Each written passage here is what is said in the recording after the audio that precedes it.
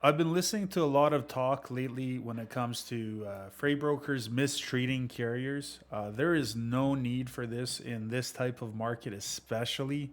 There's never really a need for that, especially if carriers are just inquiring about uh, pickup location, delivery location, pickup number, delivery number,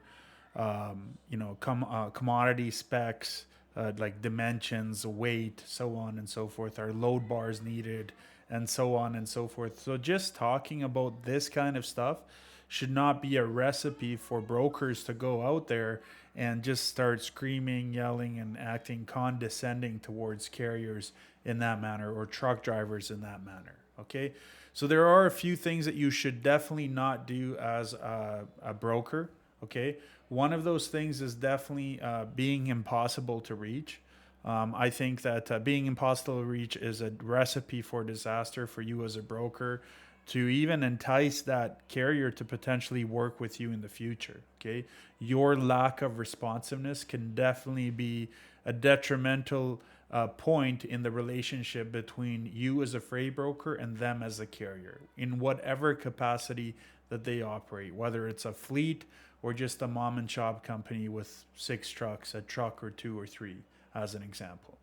Another thing that you should not do is, of course, being disrespecting, whether that means you're being very condescending in your replies, or you just don't understand what these trucking companies go through in order to give you the capacity that they have on hand for your loads. Okay, in addition to this, if you're ignorant to that carrier's concerns and questions regarding whatever questions they may have about that load that they are trying to book with you, there's absolutely no reason that you should be acting in such an unprofessional and disrespectful manner. Okay.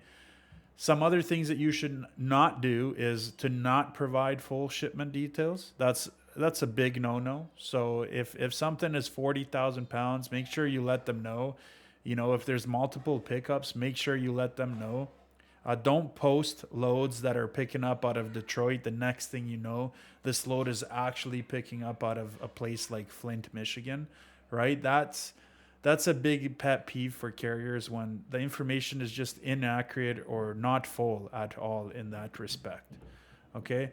And if you never show appreciation for a carrier, especially in this type of time, that's a rough go as well, right? So if a carrier does a good job for you, you don't have to send them a basket of roses and dinner for 400 people every single time they do a load for you, but a simple thank you so much for your efforts. Your service was excellent. Thank you so much for your work.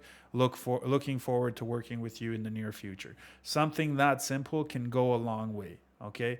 In addition to this, carriers do not like when you do not pay your invoices on time. That is a big pet peeve of mine as a broker, especially when the brokerage house does not pay something on time for things that are just not the carrier's fault. It definitely has to go that far as to you paying on time in full to the carrier. In addition to this, also, if you're short paying for layovers, like driver assist labor, detention, if you're not paying lumper fees that the carrier had to front out of their own pocket, that is a problem in the industry. So not try, do it. Just do it. Okay, you're not gonna get rich from a truck order not used. You're not gonna get rich from a layover. You're not gonna get rich from detention charges. So that kind of additional funds that those carriers lost because of your load can go a long way in keeping them afloat as well, and making sure that they are not just running for free for you, okay? And losing money on other potential loads they could be doing instead. Okay, so anytime there are delays or problems with shipments, this should definitely come out of the pocket of either the shipper or the broker, but not the carrier. It is not the carrier's fault for all of these things happening in whatever sequence that they may come to happen. Okay, and also don't throw carriers under the bus. Okay, if you send in a carrier at 3 p.m. pickup because you just think that he should go in 2-3 hours earlier, and the driver shows up and the freight is not ready for another 4 or 5 hours, that's a big problem. And then on top of that, if you don't pay the detention or you don't pay what is supposed to be paid in that respect, you're putting yourself at a disadvantage for a potential future business with that carrier. Okay. Now, this all sounds childish and it sounds like it's clear cut because it is. You should not be making this very difficult. Okay. You should not be making this difficult and treating carriers in such a manner of disrespect. What are your stories out there? Do you have some horror stories that you would like to share with the industry when it comes to brokers not treating you the right way? It could be about detention, it could be about layover, it could be about misinformation, it could be about a load posting.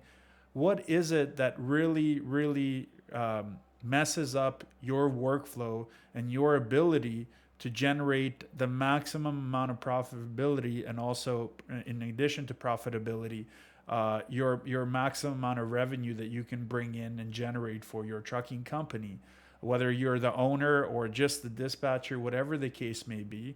What is your experience with certain freight brokers that have done you in the wrong manner when it comes to this type of stuff? Okay, so my biggest pet peeve is what I have just listed to you guys. Okay, so in addition to disrespecting and condescending attitude, again, impossible to reach, lack of responsiveness, not paying invoices on time, not providing full shipment details, never showing appreciation for the work of the trucking company, being ignorant to the carriers or drivers' questions or concerns, trying to maximize profits of their own by paying cheap, essentially by paying cheap instead of consulting with carriers where their rates need to go. They just lowball everybody and take super cheap freight.